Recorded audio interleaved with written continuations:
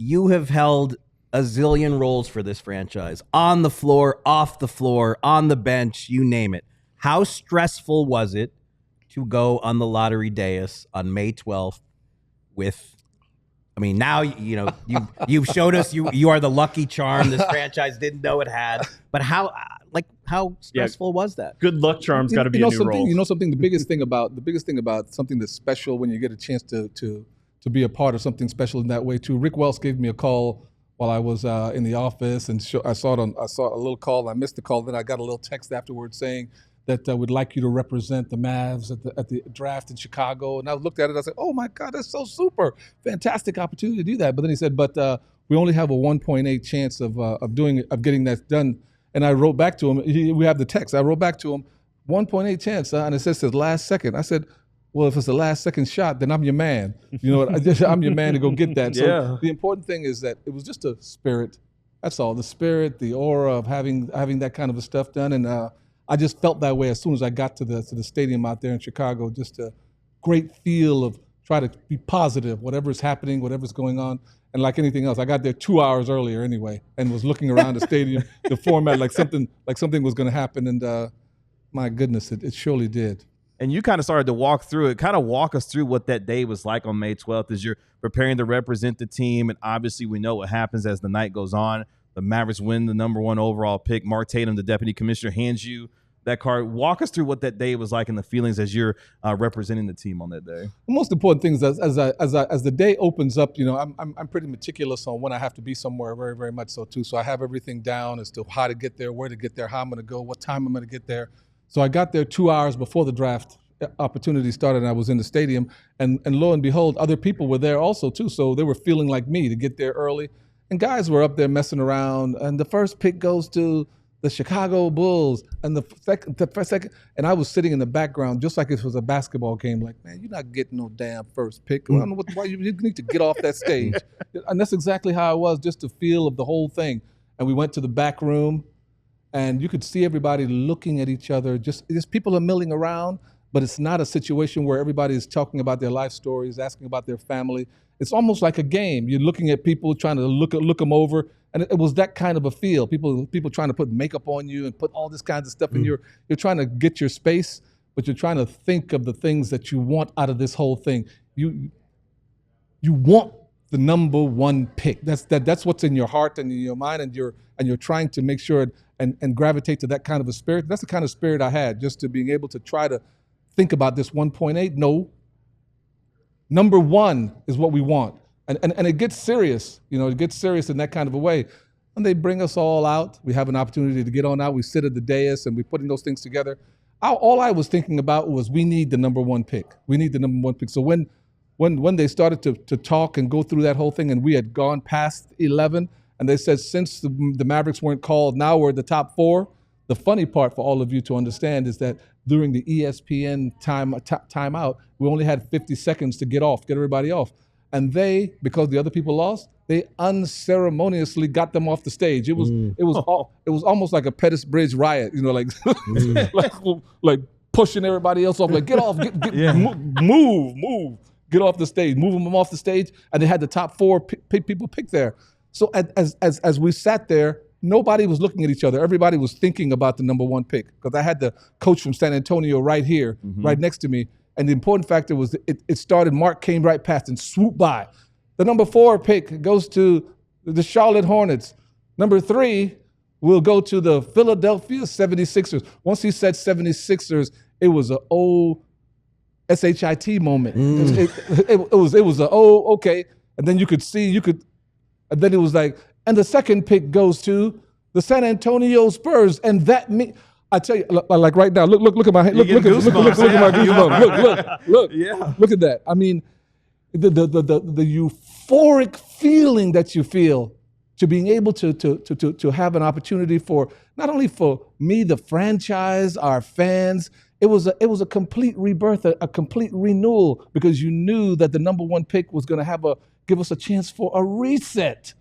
It's give us a chance to move forward. It give our fans really an opportunity to feel good about the team instead of when I was parking over at Comerica and walking over and people are looking at me like, what you guys do? What's wrong with this stuff? I'm walking around Trader Joe's, because I love Trader Joe's, to go get my food and I'm putting my stuff in, and I'm in a line and people are like, what you guys do? What happened with that? And I'm in the line and I'm looking over the line and I got to start in the middle of the line like, everything was a positive piece. We're trying to get the team better. And I'm thinking to myself, I'm in the middle of Trader Joe's explaining it to people online, trying to get out of here, to being able to get to the food that I have out of here. But you can tell that everybody was in it.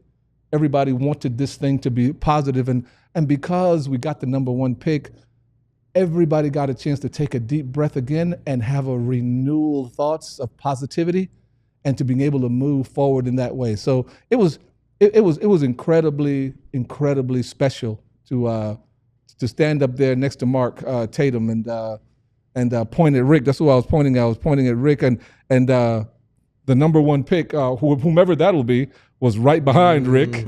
Was right behind Rick, and it was just a thing that I knew that it was for all of us. It's a lot. Sometimes when you win something, sometimes when good things happen, and it's for more than just you. It is the best feeling ever when it's for a group instead of for an individual. And for all of us now to live in this positivity, it's a special, special piece of the puzzle all the way around. Even when I go back to Trader Joe's, it's have you had the limeade with jalapeno? Matter of fact, I don't touch anything with any jalapeno whatsoever. As people who know me, people who know me and know this kind of stuff. I don't see my mouth. I don't want my mouth burning at any time. I don't want any burns, nothing like that. I don't want anything burning my mouth. I like flavor, but don't give me anything hot at all. Well, so, that was my last Trader Joe's purchase over the weekend. In fact, that I was like, ooh, okay, this has I love something. Trader Joe's. Yeah. So you've been with the Mavericks, as in various roles as long as you've not been, something like that. Did you know the odds? Did you know the history of Dallas? The fact that this team has never once moved up in the lottery. I knew it. Yeah. I knew it. I mean, when I was going up there, I knew who had been there all the way throughout, right. and having the opportunity to just come back in disappointment, actually, and not being able to get the pick that we wanted. So right. when you go up in there, you're trying to put the spirit together. It's just like a game. You're trying to go in with the mental thought process of what you want.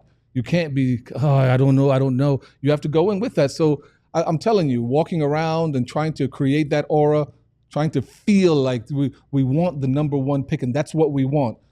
But I'm telling you, fellas, when it starts happening, and to be inside of that aura, and it actually starts to happen. Boom, coming down. Boom, top 4. Unceremoniously take off all the guys who didn't win. Get off the stage. and then Mark comes out and starts incrementally going down the line. It's just the most wonderful feeling that you could ever have. I was telling friends of mine also too, just to being able to, scientists do all kinds of things, but to being able to bottle that feeling and sell shots of that feeling, it is the most wonderful thing ever because it's an all-consuming feeling. You seem happier now than you did that night. But you know what? You know what? It's a we thing. Whenever something is a we, it's an extended happiness. It continues to live, and it continues to live in volume. Because when I'm thinking of all the fans that were going back and forth and they were protesting and all this kinds of stuff and going through that kind of thing, they had their thought process, and like anything else, people can protest what they'd like to protest because it's important that they get a chance to speak their mind and really have the opportunity to say how they feel. You know what I mean? That's their thing. But what's important for us and all of us and them together is to being able to give them a chance to see the future in a positive way and to come together in that kind of a way too, because you cannot have negative vibes inside of an arena, man. It's a very, very important thing because there's a reason you play a home game. Sure. It's a big deal. It's not small thing. It's a big deal. You get an extra volume of spirituality.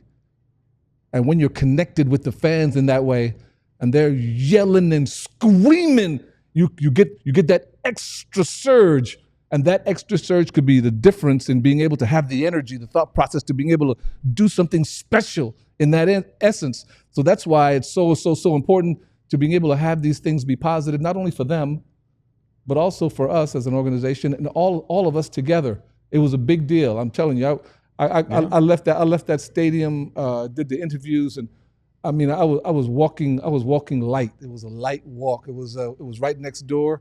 And it was a tremendous feeling to go through there, get back to the hotel. I got back to the hotel and I knew I was leaving early that morning, closed the door and just basked inside of my room of the wonderment, not only for the thing to be a part of the number one, but also the fans. I knew all of us, everybody in the organization was going to benefit from it, and it's going to be something really, really positive. And plus, the number one guy for this year, he could play. He could play. So he could play. So it's not like he could play. We're not going to be telling stories about him. He could actually play. I've watched that person play.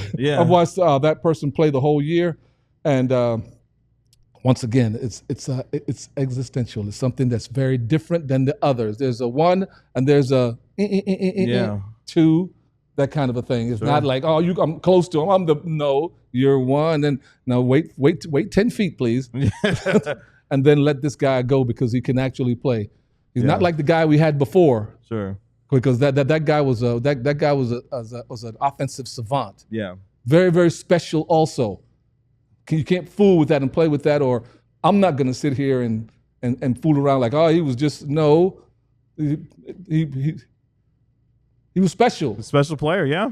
So now you replace that with some of the other entities, other pieces that you want, being able to do that because he's a great defensive player. He can jack of all trades. He can shoot the basketball. He can do all kinds of things.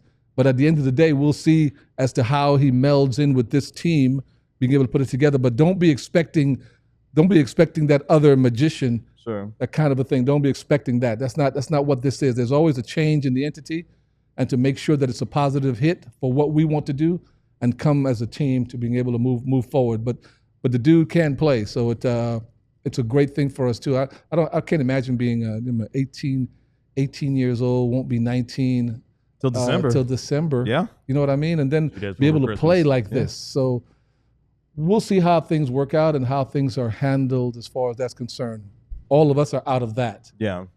Now, well, you got our fans ready to run through a brick wall with the positive vibes and the positive feelings as we get ready for the NBA draft.